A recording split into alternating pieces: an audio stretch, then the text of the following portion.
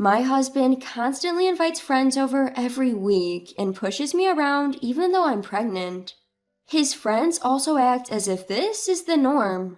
One day, my husband Nick handed me a sleeping bag and said, "You can sleep here." And I was ousted to the kitchen. I can't take it anymore. If you want to have a good time with your friends, I have my own ideas too. By the time they realize who's arrived, they'll be in for a shock. My name is Emma. My husband Nick is a former colleague from my company. We met at a toy company aimed at young children. He was always surrounded by friends, a sociable person with a wide circle of acquaintances. Being introverted, I admired Nick's sociability. So when he asked me out, I was pleasantly surprised despite not expecting it. Once I started dating Nick, I realized that despite seeming flamboyant, he was actually frugal and responsible. Surprisingly, we spent many of our dates at home relaxing. "Nick, you're always hanging out with various people, aren't you? I thought you'd prefer to go out more for dates." When I mentioned this, he responded with slight awkwardness. "So you saw me like that? Actually, I don't really like to waste money. I usually just go along with eating out or drinking with others, but I really prefer relaxing at home." "I see. I myself prefer staying home, watching movies or cooking together, rather than going out." I was happy to see this unexpected side of him, a side he only showed to me. Gradually, I began to see him as a potential husband. He seemed to feel the same way, and a year into our relationship, Nick proposed to me. Even after getting married, Nick remained popular, often being invited to social gatherings by his colleagues. However, I was growing wary of him going out drinking every week. "Hey, I'd like to spend some weekends with you too." As I expressed my feelings, he responded while scratching his head. "Yeah, you're right. My bad. From now on, I'll just drink at home. That way, you won't be lonely, right? I want you to get along with my friends too." That's not exactly what I meant. Still, I couldn't say no to Nick. Since then, his friends and colleagues began to visit our home every weekend to drink.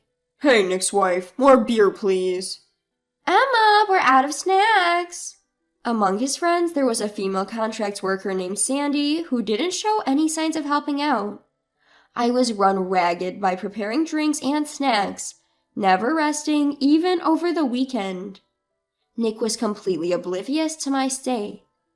"Guys, don't worry about catching the last train home tonight. Let's party till dawn." "Oh, that's what we were waiting for. You're the best, Nick." Not worrying about the last train? Could it be?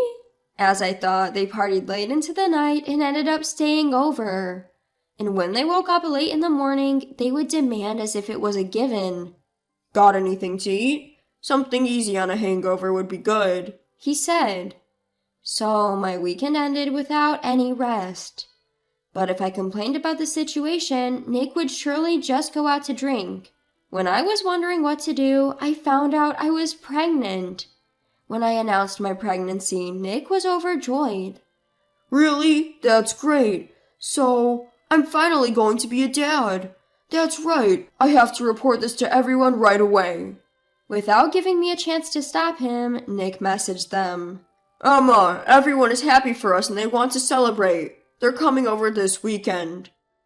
True to his words, his friends flocked to our house over the weekend and started partying harder than ever. They're here to celebrate, so I guess it can't be helped. Initially, I thought so and accepted it, but I was completely tired of them who kept showing up week after week. "Hey Nick, I'm happy they want to celebrate, but I'm having morning sickness and it's hard, so I want you to stop inviting people over." When I complained to Nick, he responded with dissatisfaction. "What are you talking about? Wasn't it you, Emma, who said, 'I'm lonely, I want to drink at home'?" "I told you not to go out drinking. I never said I wanted you to drink at home." "But I can't just leave you alone at home and go out drinking while you're pregnant. What if something happens while I'm gone?" Could it be that he's worried about me and drinking at home for my sake? When I thought about that, I found it hard to be too forceful. But every week is a bit too much. All right. But right now, everyone is just trying to celebrate our baby. We can't just ignore their feelings, right? Having been told that, I had no choice but to concede. I understand, but I'm having morning sickness, so I don't think I can prepare much food or snacks. I don't want to carry heavy stuff either, so will you handle the drinks, Nick? Of course. Just do what you can, Emma. Relieved by his words, I got through another weekend. Today again, their friends came to their house like they're used to. Hey, ma'am, I brought beer. I'll put it here. Please keep it cool. Okay. And also, these are ingredients for food. You don't have to cook anything fancy. It seemed Nick had told him something as the friends started bringing drinks and food one after another. But they only brought things. The actual task of fetching drinks from the refrigerator or making snacks was still left to me. Hey, Nick's wife, can you bring us the beer from the fridge? Emma, we need more snacks, please. In the end, I had to do the cooking. I knew that talking to Nick would be pointless. So I gently told them, actually, I've been having really bad morning sickness lately, and that's why I've taken a leave of absence from work, so... I was about to say that I wanted them to refrain from coming to our house in the future. But, laughing, the friends responded to my words. Exactly! I heard about it at work. Emma, you're on leave, right? Then you have to work for Nick at least on weekends. Right, pregnancy isn't a sickness, so it's better if you move around a bit. Misunderstanding something, my feelings didn't get through at all, and the friends started to take advantage of me even more. I had thought they wouldn't stay the night, but deep into the night, Nick and his colleagues didn't slow down their drinking. As I expected, they continued to drink past the subway time, got completely drunk, and were no longer in a state to return home. I was too tired to get angry anymore. When I tried to talk to Nick and then retired to the bedroom, Sandy, a contract employee, was already sleeping in our bed. I urgently appealed to him. Nick, Sandy's sleeping in our bed. Oh, she got pretty wasted, so I carried her to the bed. I can't believe it. I want to rest too. Yeah, that makes sense. Just wait a bit. I thought he was going to wake Sandy up and get her off the bed, but instead Nick came back with a sleeping bag. You should sleep here for tonight. Saying that, Nick started setting up the sleeping bag in the corner of the kitchen. Whoa, wait a second. You're telling me I'm sleeping here? And in a sleeping bag? Well, we're still drinking in the living room, so this is the only place, right? I'm glad I bought this camping sleeping bag, haha. Called by his friends, Nick returned to the living room with more drinks in his hands. With no choice, I spent the night in an uncomfortable sleeping bag. The next morning, I was awakened by a knock from Sandy. Hey, Emma, how long are you going to sleep? It's already 11 a.m., you know. Sorry, I had trouble falling asleep last night. After a night in an unfamiliar sleeping bag and on the hard kitchen floor, I managed to fall asleep only when dawn broke. I only managed to doze off, and I'm not feeling refreshed at all. Regardless, Sandy continued. Hey, I'm hungry. Don't we have anything for breakfast? Oh, thanks to someone's oversleeping, it's more like brunch now, haha. Wake me up when it's ready, okay? She said, and then went back to our bedroom. With a fuzzy head, I went to the living room where Nick and his friends were passed out drunk. The table was littered with the remnants of their food and drinks. It seems I'm the one who will have to clean up this mess. As I was making a soup grudgingly, the smell attracted Nick and his friends. Oh, soup, huh? Nice. Sandy also came to the living room and started stuffing herself with rice, soup, and omelet. His friends, too, seemed to have become quite cheerful. Yesterday was so fun, man. I don't feel like going home today either. I get that. It's a long weekend after all. Let's have a second celebration. Instead of refusing, Nick said, Thanks for doing this for us. He even expressed his gratitude. It looks like it's up to me to be the one to say no. Well, everyone, I've understood your feelings well enough, so it's not necessary for you to celebrate so many times. The room fell silent for a moment at my stern words. Sensing this, Nick quickly addressed everyone. That's right, let's invite others today. They said they were busy and couldn't come yesterday, right? At his words, the friends quickly got their spirits back. Nick, that's a brilliant idea. They were also wanting to celebrate again. Noticing my dissatisfaction, Nick addressed me sternly. Emma, what's with that attitude since a while ago? It's rude to everyone, isn't it? I thought you'd be anxious being alone as a pregnant woman, so I'm holding back from going out drinking. They're all caring for me who can't go out drinking, and have taken the trouble to come to our house, you know? The friends also agreed with Nick's opinion. Holding back from drinking for the sake of his wife, Nick really cares about his wife, but it will suffocate if you keep holding back too much. We have to take a breather like this about once a week. We're always ready to accompany you. That's right. There are not many good husbands like Nick. We'll come every week if necessary. Thanks for covering for my wife's selfishness, everyone. Encouraged by everyone, Nick didn't seem entirely displeased. Everyone's covering for my selfishness? Is this kind of drinking party going to continue every week from now on? That's ridiculous. Finally, I snapped at Nick's words. Got it. Then can I invite someone too? As I said that, Nick nodded in relief. Yeah, you can invite whoever you want. It's more fun when there are many people. Hearing that, I immediately made a phone call to a certain place. In the afternoon, another friend of Nick's arrived. I didn't think everyone was drinking 2 days in a row. Thanks for the invite, Nick. Likewise, thank you for celebrating for us. Let's drink to our heart's content today. Then the doorbell rang again. Oh, looks like the person Emma invited is here too. Should I get the door? Opening the front door, Nick was taken aback. But boss, why are you here? I hurriedly headed to the entrance to welcome the visitor. Uncle, I've been waiting for you. Uncle? Indeed, the man I called to our home on the phone was the head of our department at the company. To the surprised Nick and his friends, I explained the situation. This man is an old friend of my father. He has loved me as his own daughter since the day I was born. But Emma, you never mentioned this before. Nick interjected, sweating nervously. He didn't show any signs of this at the wedding or at the company, even as head of the department.